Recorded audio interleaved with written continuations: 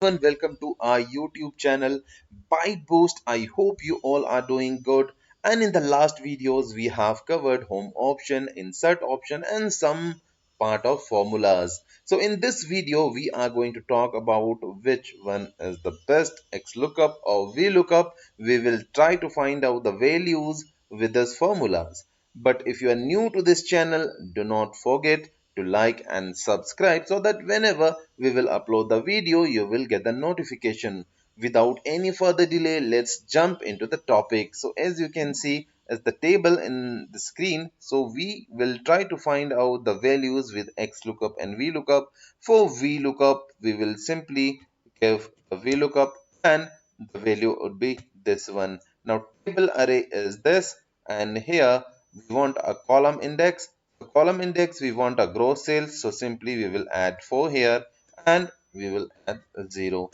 Now you can see the value it is showing for this values, okay, that is character. And here now, for example, if we will change this value to something else, so let's say we will add just a, so what will happen? It is showing in a.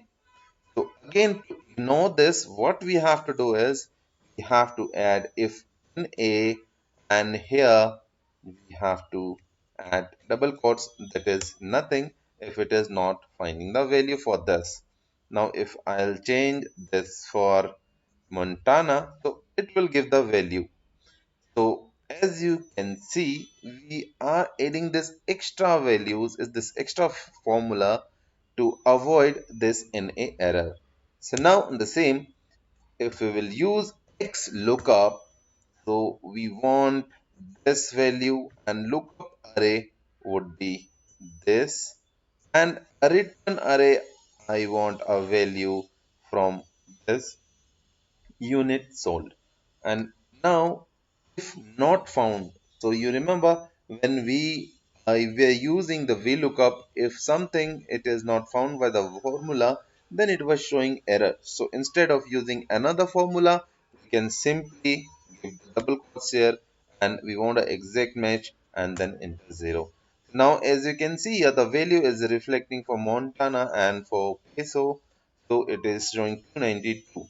But if this formula doesn't find any values from for this, so simply let me change this one. I'll change to E and see what happened. See, without adding any external formula, we are simply not getting any error. So I hope you understood. So in case of VLOOKUP or in case of XLOOKUP, you can simply use this XLOOKUP so that you don't have to use another formula. I hope this video, this information is valuable for you. And if you have any doubt, any other queries, you can write on the comment section as soon as possible. We'll try to get back to you. Until that time, stay tuned with Byte Boost channel. Take care and bye bye.